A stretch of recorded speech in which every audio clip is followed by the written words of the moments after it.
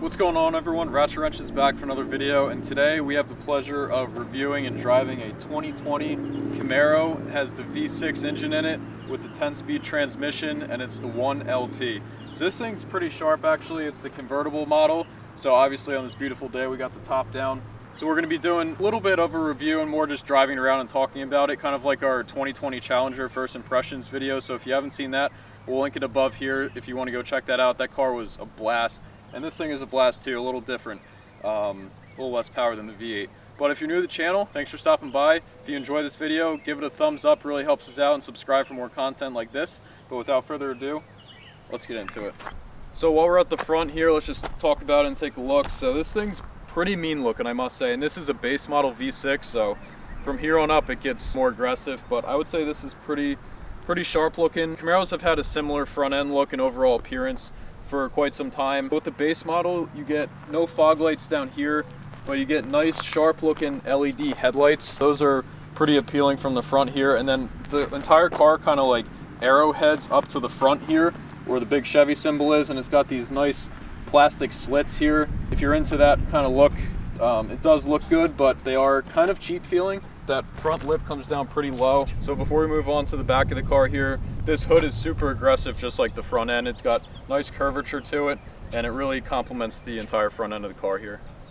So like I mentioned earlier, the stock suspension ride height is pretty good, actually. Like compared to my 2002 Mustang GT, I know that's an older muscle car, but the stock suspension, man, they really messed up with that. I'll put a picture in here now what it looked like before. It does look sharp with these 19-inch wheels as well, the 5-spoke wheels. I think that's a nice touch. So the rear end really pops too, in my opinion. I think they did a good job with these taillights here. They're kind of like indented once you get inside with the white accent here, but overall they're appealing looking, as well as the entire rear bumper has an aggressive look to it. Down here you got the dual exhaust with this car. A little dirty, but it does come out and it pops a little bit, I'm sure, once you polish it up. So while we're on the back end of the car here, let's pop the trunk here. And wow, that is a small trunk. That is one thing that a lot of people complain about, especially with the convertible model here. This is the trunk. That's what you're looking at here, is pretty much the trunk. So sum up here, this is definitely not your average grocery getter car. I mean, there is no trunk space at all. Definitely not a road trip car if you're looking for a lot of room in the trunk to store luggage and other things like that. But it is a very nice car to cruise down to the shore or just take a nice trip during the day with one friend, and we'll get into that now. So enough talking about the outside of the car, let's jump inside. And what I just said before, one friend, I mean one friend. Now if you look back here, there are 2 back seats, but the legroom is non-existent. I mean, there is pretty much no room if you have the front 2 seats fully back, and we can demonstrate that now.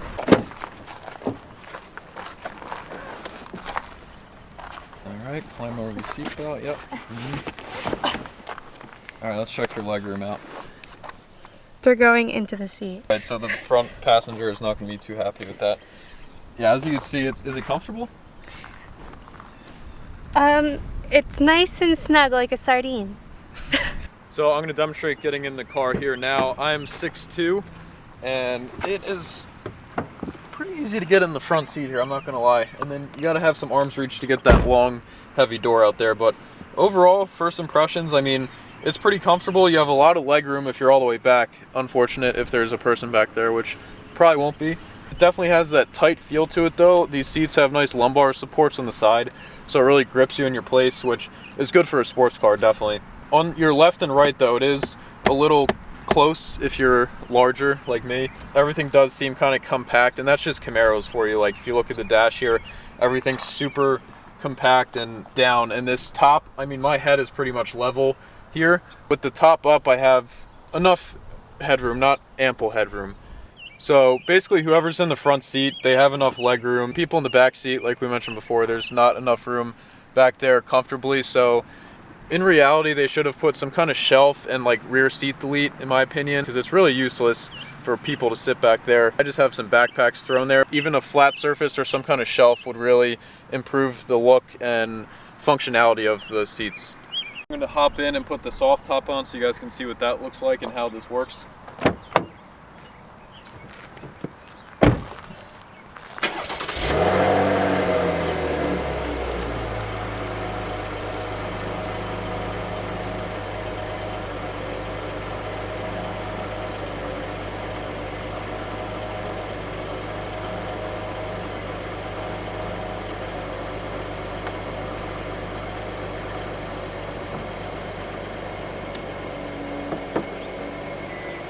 So like I said before, there's just enough headroom, and as you can see, if I go up a little bit, my head is touching the soft top. So I'm 6'2", and it's just enough room. Definitely not comfortable, but it is suitable for a 6'2" driver. This car is really meant for the convertible, so for our driving review, I'm gonna pop the top again just because it's fun and it's meant to drive with the top down.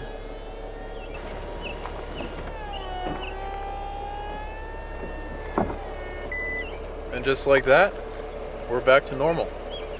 So yeah, now we're gonna talk about the inside of the car and take it for a drive and show you guys that portion of the video. But go right here, starting with the steering wheel. It's very comfortable actually. It has these two little notches, nice stitching as well around the entire steering wheel itself. And it actually does have a flat bottom, so it does give you that aggressive race car feel. So I do actually like that.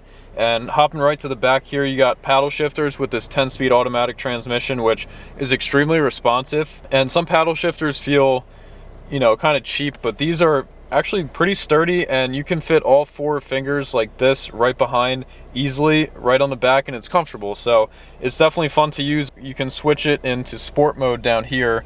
This little mode button, if you press the down arrow, you pop into sport mode. And they also have snow ice mode and then touring mode. So you got 3 modes here, but obviously if you're cruising around and want to have fun, you want to put it in sport mode. And it's very easy. You can switch between the modes while driving, which makes it a nice luxury. Real quick, I want to touch on the door. Just this whole side of the driver's side door is really tight feel to it. This is the storage they give you, which is literally like an inch or 2 deep, and you can really probably just fit like an easy pass and like a couple pieces of trash, or I don't even know what you can fit in there, not much at all. And they give you this little spot on the door as well, which I just threw the easy pass in. But overall, not great for storage. I mean, it is a sports car, so I'm not entirely surprised at that.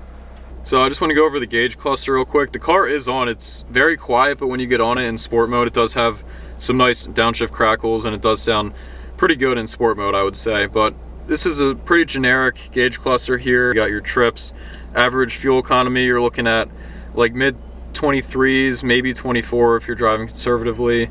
You got your fuel info, instant fuel economy, and fuel range.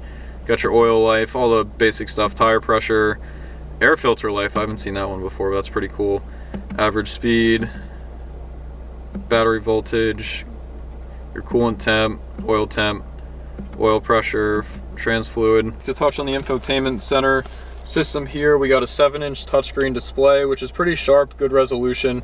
You get Apple CarPlay, Android Auto, all that good stuff, the OnStar services, pretty simple buttons down here right below that 7-inch screen. And I believe when you upgrade to the 8-inch screen, you get Bose speakers as well. So that would be something to look into if you want a bigger screen and better audio. What I thought was interesting, I haven't seen this before, the temperature controls are actually within the dial here. So you just rotate it like that to change that, and then the speed adjustments are over here. It's definitely an interesting way of, you know, removing buttons and putting it into an existing vent.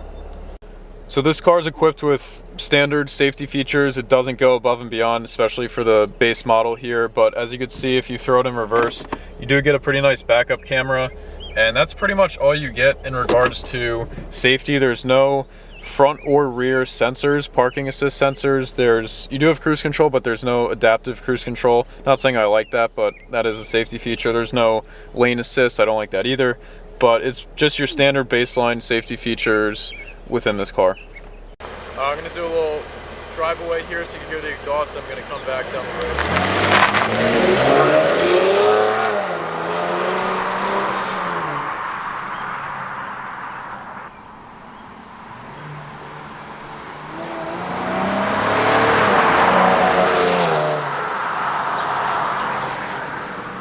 Alright, so that was a quick little flyby. Now we're in the Camaro, and we're going to do a little acceleration in manual mode, of course.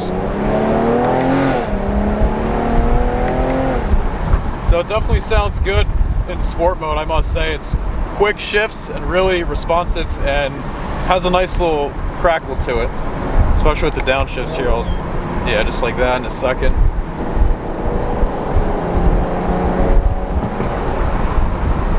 And it has some really nice downshifts like I was saying before, so we'll go third, second, first. It's nice and crisp. We'll get another acceleration. It's just so fun to drive, so easy too with the paddle shifters.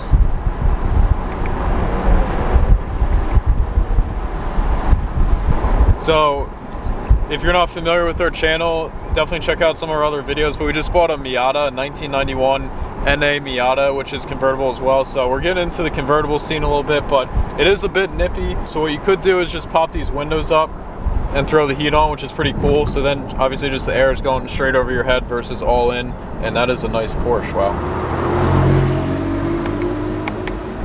Also, this car's handling for how large the vehicle is, I think it's really good. So we're going to take this turn right here. A few bumps here and there, but the suspension's very sturdy in my opinion. It takes bumps well. The steering wheel is very agile, so it's easy to maneuver. And we're going over a pretty big hill. And it is very nice to have the paddle shifters right behind the steering wheel, especially if you're in that position 10 to 2 right here. It's just comfortable overall to drive.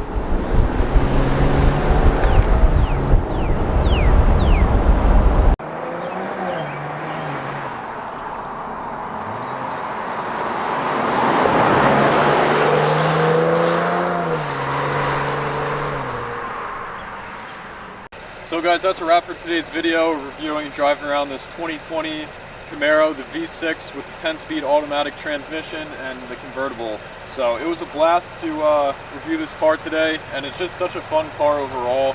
Driving is super smooth, and it's quick shifts with the paddle shifts on the back there, and really smooth steering wheel and suspension overall. So I had a lot of fun with this car, and if you're looking to purchase a Camaro, especially this 2020 V6, I hope this was helpful for you. If you just wanted to learn a little bit more about this car, I hope it was informative for you. I definitely learned a lot doing a little bit of research and driving this thing. So overall, aggressive looking car, fun, and an overall pleasure to drive. So thanks for stopping by the channel. Give this video a like if you haven't already. Subscribe, comment down below what your favorite Camaro is, or drop a comment about this particular Camaro, what you like about it, what you dislike about it. But until next time, peace.